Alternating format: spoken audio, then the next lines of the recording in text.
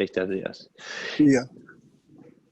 What's up, guys? Hello. Welcome to another episode of the Fatboy Fadeaway podcast. Got Tyler McGurk here, Casey Breyer. We're ready to do this. We're gonna do a rewatch here. We haven't done one in a couple of weeks here.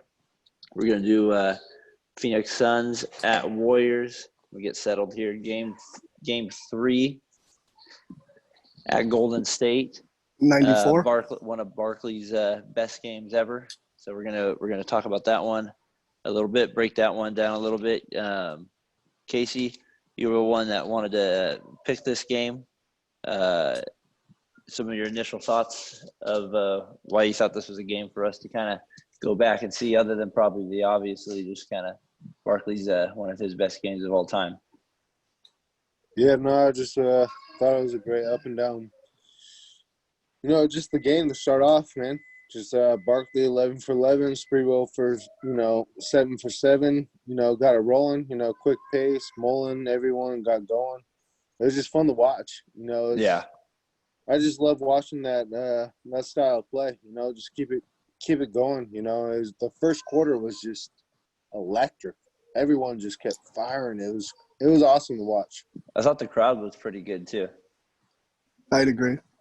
Yeah, it was kind of like that. I love those old Warriors jerseys in court. Oh, I was going to get into one of those things too. We could do that right now. That was one of my big takeaways. Was I kind of wish they would wear those uniforms every once in a while. I love those are pretty sweet. Every time I play NBA 2K, I always pick either the blue or white, depending on home or away. I just love how they had it on the back of the court. Usually it says Warriors, but they said Oakland Coliseum, which was kind of cool. Yeah, it's funny seeing the old sponsors too. Budweiser was sponsored and seemed on everything on earth at that point. Basically, I like how instead of KMBR 680, it was KMBR 68 in the background. They didn't even have 680. Really? Yeah, it was KMBR 68. So I just thought it was kind of funny going back and look at it. Okay, so I love how Jim Barnett actually did the commentary. I love Jim. I said, did you catch who the other guy was? I didn't. He did call him Steve at one point. He was good. I actually really liked him. Yeah. Did you watch the TNT version or did you watch the Sports Channel version? I watched whatever one had Jim Barnett. Okay. There was a version on TNT. I've seen both. I haven't seen the TNT one for a while, but it's with it's not very good. It's the announcer, you won't believe it, who does basketball. It's the guy who used to do the Braves TBS games with the perm. No, that was the color guy. It was like the Skip Carey or something was his name, or his dad. And he's just Mullen for 3, he's very now that this guy's way more. So I agree that it was fun to have a young Barnett doing it too. He was pretty good. He was very young. I wouldn't say young Barnett, but I would say Barnett. Yeah, I guess a younger Barnett, we should say. Yeah. Hey, Case, did you catch that? It was on the Sports Channel because remember, Nana and Papa used to have Sports Channel, and that was one of the perks of going over to their house. Is that back in the day, it was kind of you had to there were certain games that were pay-per-view-esque. You had to have this Sports Channel to get to watch these games, and Mom and Dad didn't have that. So I remember going over there. It was a huge deal because we could actually watch all the games over at their house. It was like the HBO of boxing for basketball. Yeah, and for baseball, it was pretty. You're right. It was that's a good example. So that's a little shout out to our Nana and Papa right there. Yeah, that was that was always a fun little thing there to do that. So that brought up good memories for sure. So 94, that would have put you guys at what age? 7? Montress. Well, it depends what month, but probably 7. Yeah, 7. We were 7. So you guys probably weren't too aware of this game at that point. Me and Tyler were 8. But, yeah. Okay. But you guys probably weren't too aware of the game at this point. No, regardless. I remember Sprewell on the Warriors and vaguely remember Webber playing a couple games. So probably not this year was when I was. So we had just moved. The first time I remember Sprewell's name was when my 5th grade teacher asked me "Hey Casey, you're the most sports knowledgeable. Who's the guy that choked out PJ Carlson?" Everybody does that. Yeah. Shout out to Mrs. Gans. Spreewell had a great nickname. Not nickname, but Spree for three, like a little. Yeah, it just kind of goes pretty well together right He has there. a great sports name though, like Latrell Spreewell. Just sounds like Yeah. great athlete. I remember watching I don't remember much. Our family wasn't too much into basketball until like I started playing in 5th grade and Casey played, the 2nd grade at the same time. So until that point, we were mostly all baseball. But I remember like, the Warriors were in the playoffs. I would have been 10 at that point. So I kind of cared, but I didn't really know much about it. So I remember Game 3 sneaking around the corner into the living room at my parents' house. And my dad had the game on in the background and trying to watch it through the kitchen to see the game out through there. So that's my memory of trying to watch the game, but I didn't really know too much about it at the time. So let's get into the game here a little bit. So Casey, we mentioned the first quarter. I mean, you really couldn't have a better played, entertaining first quarter. It's the best first quarter I've ever seen played, honestly. I mean, what was Spreewell, like 6 for 6? Barkley 11 for 11. Yeah. 17 points for Spreewell. 27 for Barkley, I want to say. Yeah. I mean, that's crazy. That's insane. Yeah, I mean, 27 points. Just mid-range jump. Why they didn't even guard him? Like I remember they did a play where Barkley gets a pass back from the inbounds and Spreewell was like, I'm not doing, put his head down and sort of walk towards the basket knowing he'd shoot. He could have contested, but he's like, I don't want to get a foul or I don't want to. Yeah. He's just I'll just let him shoot. Those step back threes at the end of those hot streaks were just you're feeling it when you're hitting those. But the other thing was kind of the post up ability that he had. They weren't doubling obviously at all, but at the same time he had Lamar Houston was at the middle linebacker, right, guarding over the defensive end, and then they had Chris Gatley. I'm like, Charles Barkley though should probably get 40 plus on that. Especially if you're not doubling. No, it was Byron Houston, not Lamar. Not the defensive end. No. So that was kind of one of my takeaways too from the first quarter. One of my notes was, not that he should score 56, but man, not the best defenders probably you could throw at him. I'm guessing. I'm sure Barkley felt very comfortable. Really missing Tom Tolbert's defensive prowess. His fadeaways were sick. He was unreal from mid. I can only imagine him playing today and what number. You thrive in this. I know I was hard on Barkley in the last podcast we did. Well, you just said he was old. Yeah, but I mean, but he still obviously had post-up game then. But he had a little bit more hops. He had that really nice putback, where he got pretty high above the rim in this game. So, I mean, he just was he was unreal. It was just really cool to see him play. That looked really like well. offensive interference to me, but Jim Barnett was insisting it wasn't. Yeah, no, you see the replay, it wasn't. It did look live, but you're right. I think on the replay, it looked pretty clean. No, I mean, the thing that I took away from the first quarter is I thought it was kind of dope. When Chris Webber went up for a layup and got undercut, and they straight up just did what you do in the park, or YMCA, and just got in that guy's face, and he just started chewing him out. I know, no technical. Yeah, they didn't even stop the game. Yeah, they're just and I was that's where Darren went to school, Mark West, against that guy. I was man, just chew him ass out. You undercut me, I'd be hella pissed too. Hey. And then in that first quarter, you could see. Do you think that Chris would happen Webber, though, Casey? You could just tell Chris Webber was gonna be a great player, behind the back passes. Oh yeah, he was special. Just all over the place, just dominating the youthfulness. In the first quarter, I was just man, the Warriors are so much more athletic. And then later in the game, we'll talk about, but I was man, their maturity, psychologically, is so not there at that age, because the Suns were probably 8-10 years into their prime. Yeah, and by that point they were just coming off the NBA Finals too the year before, so they definitely didn't want to lose in the first round to that team for sure. No. Well, it's kind of crazy too that they used to play best of 5. Yeah, I kind of like that in some ways. In some ways I like it. Hey, Tyler, I know you wanted to talk about Spreewell a little bit. What do you think about his first? I mean, obviously he was very impressive, 6 for 6, and throughout the whole game, except for his not the best defensive fouls at times, not the smartest He moments made there. some stupid plays, but he was 20. But his offensive game was pretty mature. He was so much more polished than I thought. I thought he was kind of like a Andrew Wiggins with a bad attitude, like that type of not even that athletic though. I thought like he was one of those overrated guys because he went to New York. Man, if Wiggins could turn into Spreewell, I'd be very happy. That guy had game that I did not know he had. Like he underperformed for his career probably based on like his gifts. I kind of like because he kind of played a little point forward most of this game when he was in. Yeah, you know what I mean. So he's able to do that, and then he's got a really good triple threat game, and then I'm sure he could post up. He had that really nice fadeaway at the end of the fourth quarter that kind of kept him in the game there a little bit.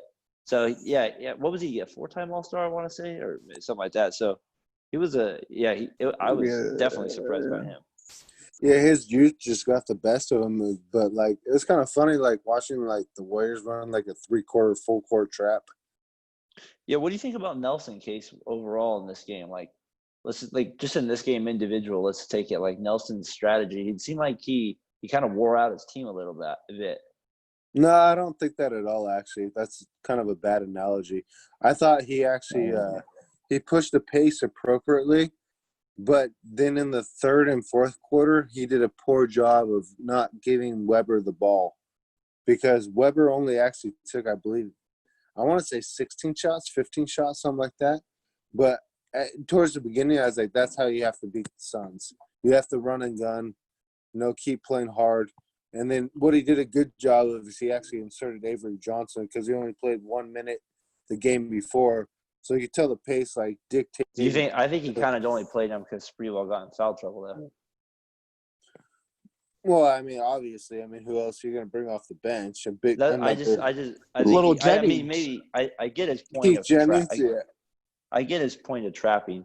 I don't know if it's a horrible point, but I think it was a point where I think by doing that, especially when you have a player getting in foul trouble, you run the risk of wearing him out a little bit and getting in foul trouble because you're scrambling a lot. And that was because they had a lot of other guys in foul trouble too. Not at that youth. I think they just had to play that type of game. They just stay with the Suns. It just happened to be a phenomenal game with Charles Barkley. Billy Owens had 5 fouls. Spreewell had 5 fouls. I think Houston had 5 fouls at the end of the game. Everyone's in foul trouble except for Chris Mullin because he couldn't foul because he was just too slow to foul. The one thing about Avery Johnson I thought was funny looking at him off the bench is he definitely wasn't as buff yet as he would later become in his later days. He was a little bit skinnier, so he obviously hit the gym a lot more the last 8 years of his career to buff up a little bit. Tiny there. Guy. And he was a captain on the team. I thought that was kind of funny that he was wearing the C on his chest. So he obviously had a somewhat of an important role in the team throughout the year. I saw we got a little Oliver Miller sighting as well, moving into as we move in through the game a little bit too. He was skinny too. Yeah, I know. So just to wrap up the first quarter real quick.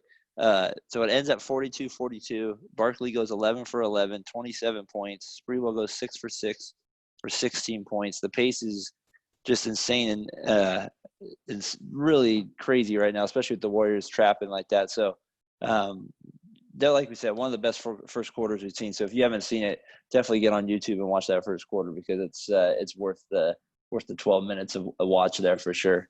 And I thought that flagrant foul by Kevin Johnson was pretty weak. Yeah, that was kind of a weak one, especially considering that Draymond that definitely looked like a modern day flagrant foul. Especially considering Chris Webber would probably be ejected for what he did to West on the yelling right there. Not ejected, but definitely a technical. Definitely a technical for sure. Draymond's like, what? You could do that? You just not kick people in the nuts. Hey, real quick about Draymond. You know how Barkley always rips on Draymond a little bit? I always feel like kind of watching the game, they're not the same players. It has nothing to do with them as players, but just like kind of facial expression wise, I always feel like they're the same though at times. Like, because Barkley is kind of a whiner I mean, he has the second most technicals ever. So I mean, like he is kind of a little whiner at times. And there was a few moments in this game where you can see he has those like emotions in his face. Like he gets Sprewell like crushes him, I think, in the first early on a screen, and he kind of gets up and points his finger at him. And like there's a couple other plays and stuff like that. So I don't know. I thought even though Barkley kind of rips on him, I think he kind of sees a little bit of himself in him a little bit too. They definitely have the same like hot temper or like want calls and don't expect to get calls on them. No, not at all. I mean, their game isn't anything alike. No, not at all. Undersized power forwards, you can but totally have a little strength. Yeah, they're not. I felt like Barkley played the exact same game as Draymond did against the Cavs when he had. Barkley had in Game 7. Yeah, Barkley had 27 points in the first quarter. Yeah, Draymond came out on fire like that.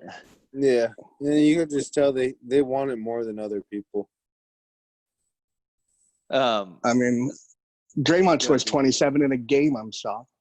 So yeah, if Draymond I see what 14, you're like. I'm impressed. Draymond hit threes in that game. You know, the way they came out with the intensity was just like they have that mentality. Which they both will set the tempo or like the tempo, like, or the physicalness of the game and like the demeanor of their teammates. We're not going home because I didn't play good today. It's going to be on you guys. Yeah. I kind of wanted to touch on Mullen a little bit because in the second quarter, it seemed like from that point on, he played well in the first quarter too, but in the second quarter, he kind of his scoring started to increase and was more aggressive, especially with Sprewell getting in foul trouble a little bit. Obviously, he wasn't in necessarily his prime by this point, but he's still obviously a really good player. Man, you could just like envision him like playing nowadays, like just an advanced, complete, better version of like a Kyle Korver, just something that could just shoot out of his mind, that like can actually put the ball on the floor, take one or two dribbles, and make like a play either for a teammate or at least take a pull-up jumper and know it's probably going in. You know what I mean? He would have nowadays. His numbers would have been probably even more scary. He took made 5 threes, 4 threes in this game. I mean, he would have probably been easily attempting 9 to 10 a game. You would think every time. Yeah. And his stroke is sweet. That thing is it's like, so quick. It's just so nice. His defense is terrible. That I also had as my next point was he was getting burned by Mr. Marley quite a bit this year. His lateral quickness was not there. That could have been the reason for the trapping, was maybe that overall, and they couldn't do anything with the post up. But you're right, his defense was he scored 30 points, but I think Marley scored 30 points as well. So I mean, Mullins had 16 in the second quarter, so it's not like you can say like he didn't contribute. Yeah, so, that's true. I mean, he went off. It was like I don't know. To me, it was like Don Nelson's a great coach, but he kind of like played like it was weird. Like I thought about it, was like he played every player like to a quarter. Was like Sprewell's going to get this ball, Mullen's going to get this ball, Webber's going to get this ball, Owens is going to get this ball. It was weird. Yeah, I think as the game went on, like I said earlier, I think the team kind of wore out a little bit, and so I think the pace slowed down. Like you can see with their points throughout the quarters. They scored 42, 31, and then they scored 26 in the fourth. And the game kind of slowed down a little bit, and they didn't really have. I think that I did watching the game from this standpoint for just this one individual game. That Sprewell foul trouble just like that kind of put him in a really bad spot when you have 4 fouls. When he picked up the fifth foul too, like just to start the third quarter, basically. Yeah. So, I mean, you do that, you're going to be in trouble, basically. So, and when you don't have your best point guard, Tim Hardaway, on the bench with. People forget about that. So. Yeah, that would definitely have made a difference too. I wanted to point out real quick in this team, since we saw him, was Billy Owens, and we can't forget about the Billy Owens trade with Mitch Richmond when they traded him. So it made me think about. And they turned Billy Owens into Ronnie Cycling. So Mitch Richmond to Ronnie Cycling. Good job, Don. Yeah, exactly, Tyler. And they did it to pair him with Chris Webber, which they ended up trading that summer. So that didn't go very well. That traded all. Watching the game, I kind of watched Owens a little critically in this game. I mean, I'm not going to say he played horrible. He played 18 points. He played well. The pace was high, but he didn't do anything that like super stood out to me, like to get rid of him for Mitch Richmond. But so he was like one of those guys that would get like easy baskets set up from other people and run the floor pretty well for a big guy. I could see how Don Nelson could fall in love with him. He kind of seemed to like a lot of players like that, like in that fold of like a Josh Howard and players like that. He always seemed to have guys like that on his team. The other part of this part was the Cycli part, was when they said they wanted to pair him with Webber, and then of course they end up trading Webber, and just what a disaster altogether. Then you're stuck with Big Ronnie. You know what I mean? So it's just a horrible disaster altogether. And then to make it worse, Hardaway ends up on the Heat, where you know what I mean, where they traded him to. So it's just like, oh my gosh, Ronnie used to be. So the one thing with Sprewell, even though we played well, we kind of talked about it. We'll move on. Is that he didn't commit the smartest fouls in the world. He had a couple of bad reaching fouls, or just a couple where he was a little aggressive as well. So Barkley's 38-9 at halftime, 74-73. The Suns are leading. It seems like at this point I was thinking that they would have started doubling him, but they keep going him, and they're not. They never end up doubling him at all without the game. Oh, I also wanted to point out real quick, I was noting how many times throughout the game, every time that they went to Chuck, just isolated him in the post, like a literal, we're dumping it down to you, not like a perimeter catch the ball, like in the post. They gave it to him 17 times just in the post. Like, that doesn't happen anymore. Like, Did you note how many shots he took out of those 17? I didn't know how many he took, but I'm just guessing he probably took 17 just based on his few offensive rebounds he got and put back, so they missed. So my guess is that. I noticed too in the second quarter, though. I mean, once that first quarter was run and gun. That second quarter was played a lot slower. Yeah, 32-31 was the scores in that one. But the first quarters was 42-42. So that's a little high to keep up with. And then, the Warriors actually, in the second quarter, it was like 60 – they had 60 points with 7.5 left in that quarter. And then, by the third quarter, I don't know if they wore out or, what happened, but, kind of their pace of play, I think, I think the pace, kind of not figure having out how to Hardaway. get back onto track of how to, keep that fast pace going, because it seemed like they started isolating, doing slow ball movement, kind of passing around the horn, but they didn't have anybody that was being assertive and aggressive. And I think a part of that, too, was being Sprewell in foul trouble. Yeah, they didn't have a true point guard that could do anything, really. How about Big Jennings? Keith Jennings. He tried to make some plays, just not good enough. Him and Avery. Yeah. Just can't score. So Sprewell does pick up his fifth foul with 10 minutes left in the third quarter. So I mean, really early in the game, or in the second half. 10-20 in the third. Yeah. So I mean, that's really early to pick it up too. So they don't even really get a chance to do anything with him, and he sits out the whole third quarter. I wanted to ask you guys a question about Webber, because I thought Webber played really well in this game for a rookie. You know what I mean? He made some really good, nice passes. He is a legit, when you watch him pass, it's he's got to be one of the 5 best passers I've ever seen. He just has such a knack for he just sees for a angles. Big guy. Yeah, I guess, but his just angles, his vision angle wise is so good. He definitely had great court vision for. He just has unbelievable, his behind the back little how passes young and how big he was. He just in his hands. He's just really good. So, but the one thing I wanted to touch on, Case, since we're talking about pace a little bit, is part of the problem him and Don Nelson had is Nelson wanted him to play at center, of course, so he could play at, Nelson wants to play that up and down pace. Webber didn't want to have to guard the big guys, which, in that time, probably a little bit more understandable since there are some pretty good big guys. But with that said, there was a clash. My question is, could Webber really sustain playing at that pace for a whole season? That seems like a lot of running for him, and to actually be effective playing at that level. And because he wasn't a really good defender, I really watched him pretty critically on defense.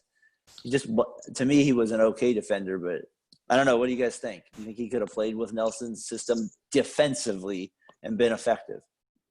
I mean, looking back at it, no, but he was always banged up. Like, yeah. But like, I think he has the athleticism and body like to thrive in that system. Maybe not defensively because that wasn't his MO anyway as a player. But I think like he would be like probably the second best player to play in Don Nelson's system as a big man after Dirk, like as far as especially offensively, huh?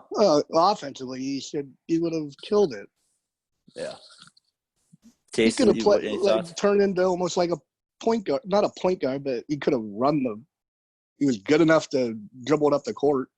Oh yeah, no, you saw some of that in this game. Yeah, he would have been a way better Draymond Green, in my opinion, if he played in Steve Kerr's like the way they play now. I mean, I guarantee Webber would be a way better 3-point shooter than Draymond Green. What if he ended up being coached by Nelson though? More than just that 1 year, you think like how good? Like because Nelson's known for having pretty good offenses, but how about defensively? You think he would have been able to last, or because he kind of broke down in other systems? Yeah, I think playing in Nelson's might have helped him because Nelson didn't give a F about defense anyway. So just don't play defense and we're gonna score 130 points. That's how we're gonna win. I mean, I think that's why the Kings even had a chance against the Lakers because they had Vladdy.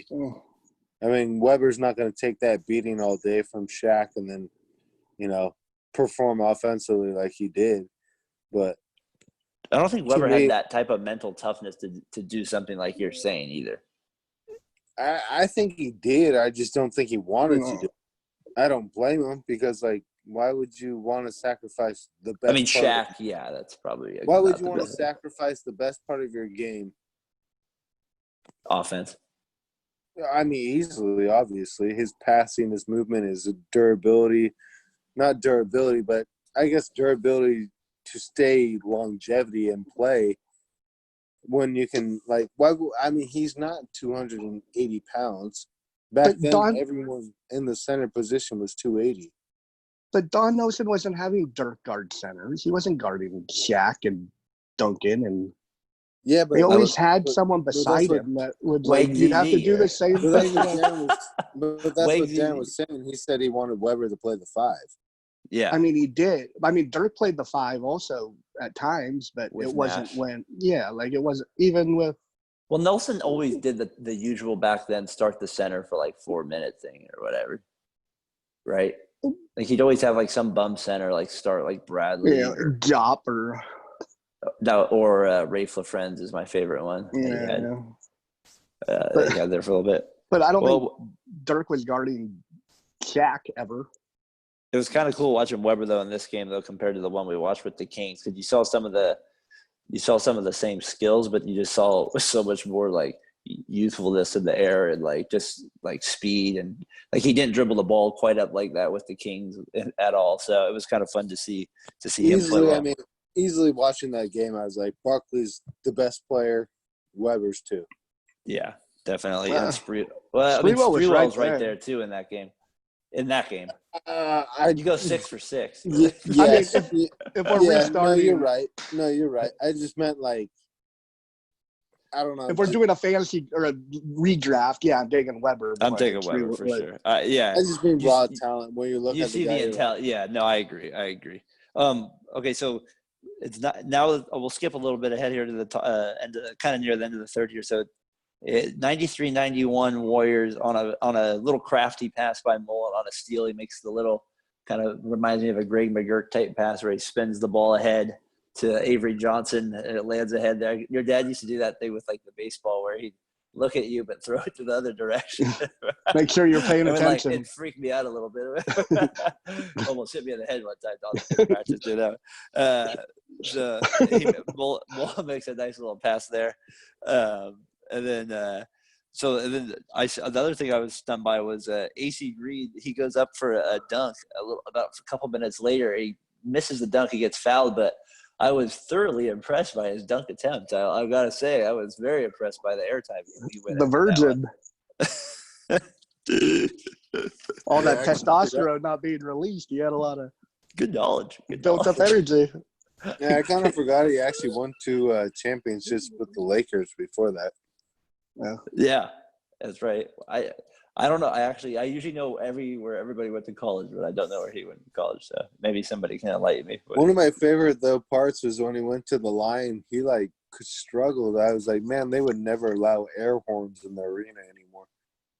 How bad was Webber's form from the line? I mean, I like missed the whole rim on one side. I was like, holy smokes! I didn't know you were. He banked in the other one.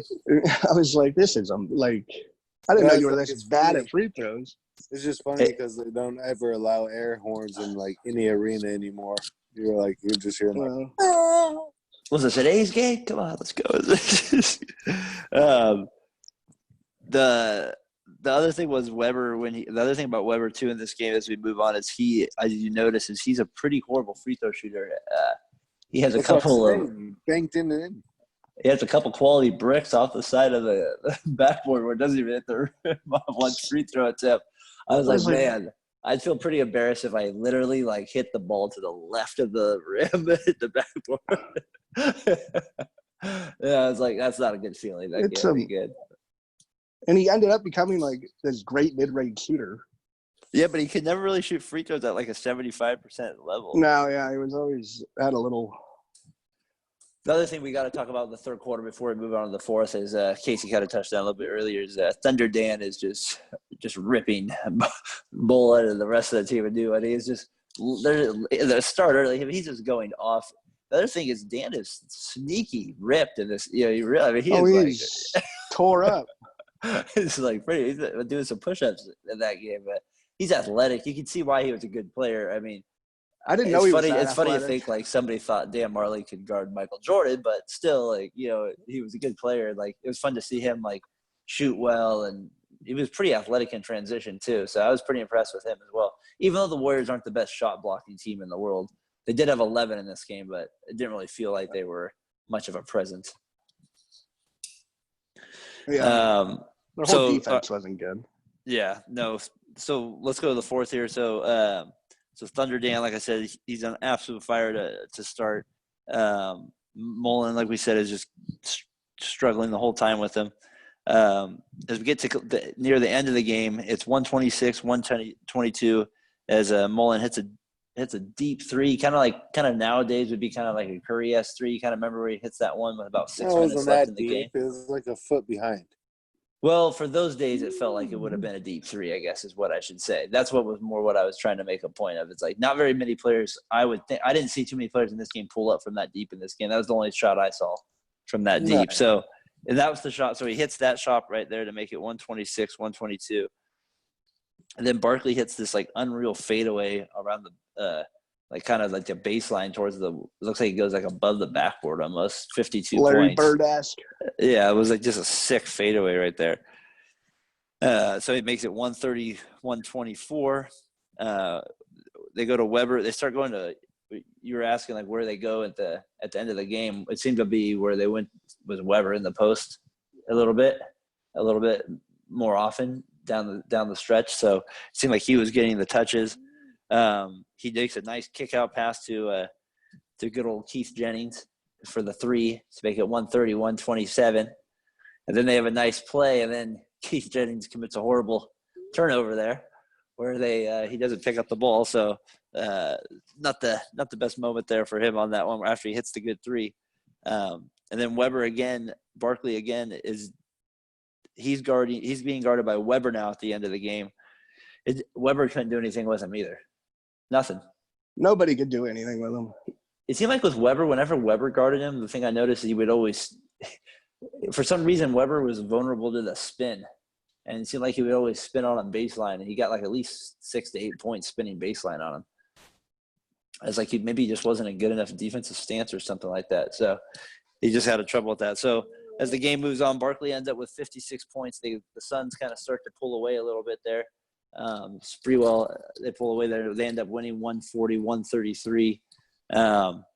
So what's your big takeaway from the kind of the wrap up of that game there? 56 points. Anything initial there, Tyler? You saw? I mean, Barkley His game's amazing. He's maybe the most unique player I've ever seen. Like the way he plays and how small/big he is because of his like how thick, but he could shoot, he could run, he could dunk, he could rebound. Bill Simmons has this great like book part where he has like the all-time unicorns. It's like 33 of them or something. Yeah. Barkley's definitely on that list for sure. You know what I mean? So and then my other takeaway is just how exciting, like you're thinking that Warrior, you have the best shooting guard in the NBA that year, according to all NBAs. You have a first team all NBA. He's 22 years old. You draft a 20-year-old power forward who has as much potential as any power forward when he enters the league. Yeah. So you have those two, like you're thinking at least a top 5 shooting guard, you're thinking for the next 5 years and the top 5 power forward. And then you build around that and then you end up with none of it 4 years later or 3 years later. Casey, what player surprised you the most in this game? What player? Yeah. Easy Greer. The Greer? What did you say? Greer? Yeah, The 14 points. Yeah, he actually played pretty decent, huh? I was like, who the hell is this guy? And I was like, it's like a poor man's Troy Murphy. He Because did actually play pretty well. Sprewell screwed up. I think the Warriors. I did have that on my notes. If Sprewell would have stayed out of foul trouble, I think they could have won that game. Yeah, I'm not saying easily, but it would have been definitely a little bit harder for the Suns. He did miss the whole third quarter. I mean, he not fouled out, but had 5 fouls with 10 minutes left on the third quarter. At 10:40 in the third quarter. So, I mean, I don't know. To me, but then like you look at it and it's like Barkley was just so much better than everyone the Warriors had on that team. Like, I mean, in the first game he had especially at WEBBER at that time 11 rebounds in the first game in the first quarter, and then what did he do in that first quarter when they played the next time? Let me just go 12 for 12 with 27 points. Yeah, let me just rock you a little bit more on that. So obviously they had no post defenders. No, Big Houston was guarding him to start. Byron, Chris Gatlin, Houston, Owens. Like, I mean, what are you going to do? Player that surprised me, I had was Greer. Yeah, it was Thunder. Thunder Dan played well, and then I thought Sabalos actually played pretty well too in the game when he was in. So I thought those two guys actually played pretty well in this game. All right, Kevin Johnson changed the whole third quarter too. Yeah, he played better after the first quarter. They were kind of ripping on him a little bit in the first. The third quarter was easily like that changed the whole game. Again, probably Sprewell, right? Foul, 10 minutes. He was guarding Johnson. They just didn't have the athletic ability to stay. Yeah, and Sprewell's pretty long, so that makes a difference too. All right, so a couple questions here. So, Tyler, you kind of spoiled mine, but what would be your what if moments from this, like watching this game? Like, so like for me, like just kind of set some of the players, or so for me, like a what if moment from this game is what would it be like if you had Sprewell and WEBBER on that team and played for the next 5 years with Nelson? You know, the Warriors probably you would have been perennial playoff team. So when has choosing a coach ever worked out over choosing the player, like that's not college, like in professional? Maybe in soccer it might work. I don't know, but Chicago Bulls with Phil Jackson. They didn't choose him over a player though. Oh, I thought you coach over coach. No, coach over a player. Like, yeah, WEBBER got traded because Nelson. Get rid of Nelson and figure something. Like, screw Nelson. Yeah, he's not that good. I mean, yeah, he has a bunch of wins, but he never won anything. Not in basketball. Never in basketball. Sprewell was an all-star this year. That year too. Yeah, he was first team All NBA. Yeah, he was pretty 21. Yeah, he's a good player. All right, so any what if moment from you guys, or is that the same one you got pretty much? For me, either of you. I didn't know that. Like what if? Like what if? Like That's I mean, the one is question. what if Barkley ever won a championship? I wonder like where he'd be ranked on, like if he'd ever get mentioned as. What if Jordan played that year instead of like the Rockets and Hakeem winning MVP? Yeah. Yeah. The what if it Jordan? No, for real. Like just what if they would have like gone through a different, Yeah, for sure. All right, so the other thing I wanted to see was the refs. I know this could be everybody complains about the refs being abused now, and the refs could be pretty much abused back then, if not worse at moments. I thought Webber was a good example of that, where in terms of just with the players and that. And there was a few moments where they were like, I thought going at the refs pretty good. So I thought it was kind of an interesting, like the ref dynamic a little bit, just how different it is. This is the way that you can talk, and just how like just not as sensitive towards stuff. Then, like you said, Case, like Weber was able to like let out his emotion, and like there was nothing really there. It's just like, let's keep playing. Like I kind of enjoyed that. Well, that player reacted very well too. Like or at least like if he like started mouthing, I think. Yeah, I guess he was like something would have had to be. You'd think. Well, Mr. West wanted to be nice gentleman. But I mean, like imagine like it was kind of like to me like the biggest difference to me in this whole game from what I watched was like one was the pace of play, just the back and forth. No, there were fouls, but they were all like pretty legit fouls, except for a couple. But you could hand check, like everyone going up the court, like Kevin Johnson was getting ridden like Seattle Slew for like 10 seconds, and then eventually they called a foul on Weber and Sprewell for like fouling them, and I was just like, Back then I was like, they didn't even bitch about it. Like now they do like that flop thing where they throw their arms out and they're just like, that's a foul. I was just like kind of like enjoyed watching it because I was like, no one bitches and complains about it. Yeah, it wasn't too bad. That part is kind of nice. It's like the reffing is like I'm with you on that one, 100% Case. All right, so here's I got two questions left. Both of them involve Charles Barkley. So we'll make this one a little. We'll go to you first, Tyler, on this one. What was the big Chuck takeaway from this one? Like you said, like watching this game, like just in 30 seconds. Like, what's your big Chuck takeaway? Basically, Charles Barkley. How versatile of an offensive player he was. He could score from under the basket, mid-range, and the three-point line. There was no didn't matter which side of the court. Didn't matter he could score from that spot, or he could get to a better spot if he wanted to. So and he was pretty cerebral too at times, huh? Yeah, he took his time. He was never in a hurry. And he hit he just knew how to get a little space with his body or a move. Casey, your Chuck takeaway? Easily top three. Make it quick. Barkley's famous quote: "Regular season is preseason. It doesn't matter. Playoffs is when the real season starts." As soon as I saw him say that, I was like, "Yep, that's exactly how I watched him on TV." It's just nothing mattered except for playoffs. He never won one, but that's how he took it. And then easily just watching him do his post-up game, fadeaway game, and square-up game. I was like, probably, in my opinion, top 3 power forward I've ever watched. This fadeaway game was sick. Probably top 3 power forward I've ever seen. Yeah. Could you imagine them playing a Jerry Sloan system with John Stockton?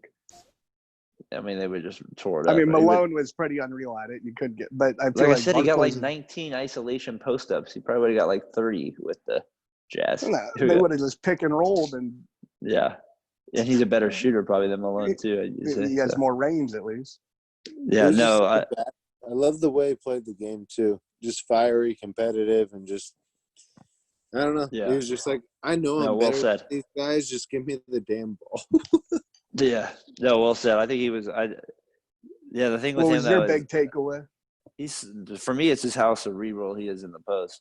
He's just he's just so smart. He just knows his footwork is just so good, and he's really what I like about it is that he's quick though out of the post. So his spins either shoulder are really good to where he's able to get you and then he's wide, so he gets you just on an angle, and then he's really good with like pump fakes. So he's able to like get you kind of off balance, and then that's where his little like lean back fade. He's just because a lot of the guys that were guarding him were taller than him.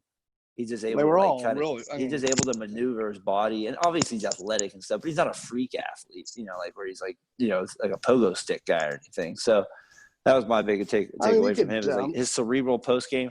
And then the other thing was about him was he in this game he showed it. I know in his younger days he ran the fast break pretty exceptionally, but he made a couple of really nice fast break passes in this one too as well, where he like made a couple lob passes ahead to Marley and a couple others. So that was fun to see him as well.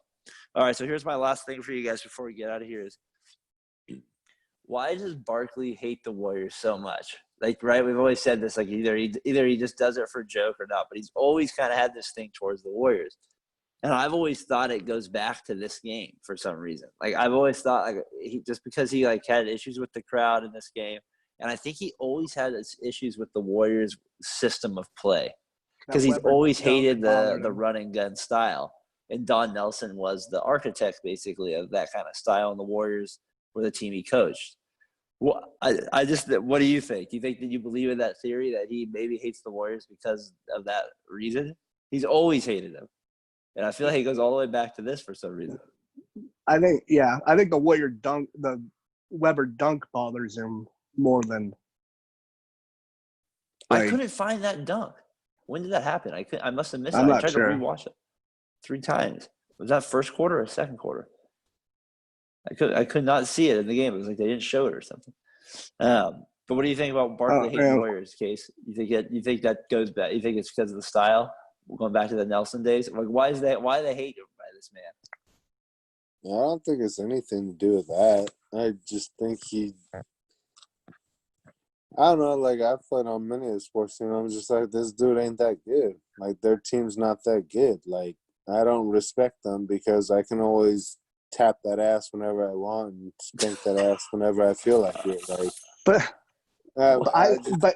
I don't think he takes them as a threat. He didn't never take that organization as a serious organization. Well, yeah. But he still hates them today and stuff. Yeah. I mean, he loves Clay and like Steph, but I don't think he hates the organization. I think he hates running gun style. He doesn't think you can win that way. No, to me, is they never had a player that was as good as he was. Yeah, so that is true until Curry. He never thought Webber was as good as he was. He never thought Sprewell.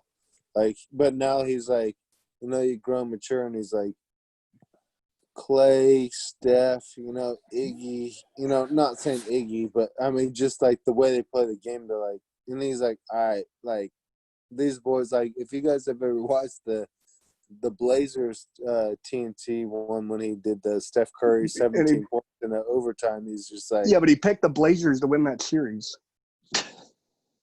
He always picks them. That's my thing. The year they won 73 games, he picked the and Clippers to beat him in the semifinals. And the We Believe year, he kept doubling down on Dallas beating him, and he kept being wrong. And the fans in the arena would like play it up too. So I think he was like, okay, this is gonna be just like a banter. I think he partially does it for ratings, obviously. Yeah, and partially. You gotta stick to your guns though. Like after you said they're gonna win, and he's like, they're gonna win. Like. And then Andres Biedrins is waving the flag around like they just won the war, and USA when he's waving "Go Warriors," it's a little over the top. One of my favorite underrated Chuck hate moments is they showed it on that TNT. The inside thing was, and they showed it. It was a Giants game, and it was during the We Believe thing, and it was at a Giants game at Pac Bell, and they had a piñata. And there was a kid hitting a piñata with Charles Barkley's face on it. and Kenny Smith and them were just loving it. They're like, oh, he's hitting your face with a piñata. And Chuck's like, that's ridiculous. If that kid was there, I'd slap that kid. But I don't know. He always just picks against the Warriors. I think now it's just like a thing for him. You know what I mean? But it developed out of somewhere. I guess it developed somewhere. And for me, it's because I think kind of, Casey, you're on the right point with I think Don thought, I don't know if Don maybe said, or I don't know if Chuck at the time said I could always tap that ass, but he did say I could probably whoop their ass at any point for sure. And I think that was the thing. Is like he knew that they Well, I can't. mean, Kevin They had no Johnson- center. I mean, Kevin Johnson said, "Oh, like basically disrespecting Avery Johnson, Nick Van Exel is like, what are they going to make an All-Star game after this?" And like he got picked for Dream Team too, so you know That's true. they That's had true. beef with each other. And then Tim Hardaway tackled Charles Barkley in Game 1. That's right. Not in this game. He was out this year. Yeah, but he tackled him in Game 1 off the bench. Oh, off the bench. Yeah, I you don't missed that remember part. that? I didn't No. see that part. That's why they got in a huge beef when that like. I heard that that. I know there was a lot of trash talking in that series for sure. they like went into their bench, and then Tim Hardaway basically tackled him, and then Tim, you got to take care of yourself. You're injured. Yeah, me and relax there, buddy. Charles had a lot to say, and then that's when they. That's what I like, mean. Charles is a little Draymond. That's what I said. That's why I said. That's why they bicker. They love each other. There's love there. That's why they have that. But Charles is a way better. I don't think than Charles respects Draymond Draymond's Green. game that much. No, because He doesn't. I am 'Cause he watching can't that, and score I'm like- just thinking like Barkley would tear him up. Oh, he killed Draymond Green. No, I mean- not at all. Not at all.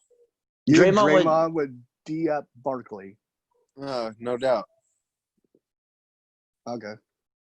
I mean, if you're, he would I don't not know. I not stop him every time. Tyler, let me rephrase that. Are we playing 6 fouls in a game?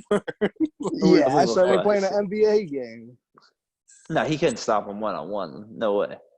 That's what I I'm mean, he'd saying. do a Like, better job than they did for sure, because Draymond's a good defender, but Barkley is too good offensively 1-on-1. He would probably they're outdo the same him like height, 7 though. out of 10 times, right? They're the same height and like the same builds. Yeah, it'd be a great matchup. That's like that's a great what if Barkley versus Draymond. Like in the Yeah. are you playing playground or are you playing 5-on-5? No, you're playing an NBA. game. Always No, NBA. I know. I think 5-on-5. Always I NBA. think that would be one. I would love to watch that. Just put it I that would. way. I would Yeah. love to watch it. I think- Draymond to me is like one of the great all-time Because you know all-time how team much- players. You know how much shit talking that would go on. Like I don't even Yes. think I think they both get ejected in the first quarter. It'd be like Blake Griffin. It'd be like Blake I Griffin. could see that. Like Blake Griffin when he tried to go at Draymond, but like, Blake doesn't really have the spine. He just like kind of did it for show. That's Well, the only it's person Michigan that versus kind of Alabama. Who? Michigan versus Alabama.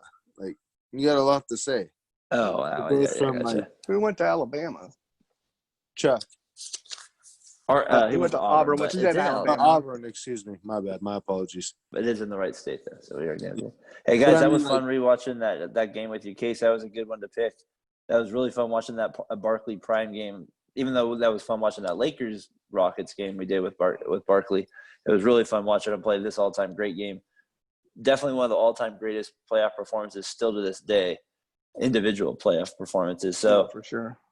Don Nelson, you're thankful for that, for never double teaming him. So Barkley, you should be grateful to that as well, for no double teams coming your way the whole game. So, but what a great game to rewatch. Case, good choice. Tyler, Case, that was fun doing it. Looking forward to doing the next Hold on, one. one with you more guys. thing.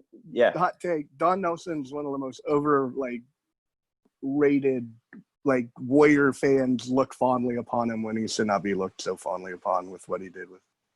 Because of how he burned the bridge at the end.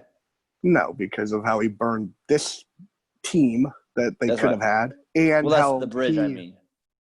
traded Richardson for, and And Mitch Richmond. he did more bad than good. Maybe or he did underperformed for what they could have done, in my opinion. With Yeah. a good coach, should have done more with this talent. See, I think they just needed a better GM. I don't think he needed to be the GM. I think he would have been a great if he was just the coach and they had somebody. Well, that's fine, but he Yeah. he gets. So I think he would have just been fine if they would have just said, "Hey, no, you're keeping Mitch Richmond." Because they beat like the Spurs, right, in the first round. They beat the Jazz in the first round. So I hear you though. Because he did. When you get rid of a Hall of Famer like that, a couple of them, it's kind of hard to swallow those ones for sure. So, all right, guys. Well, that was fun. We'll see you guys on the next one. Later, guys. Yep. Peace. Later. Peace.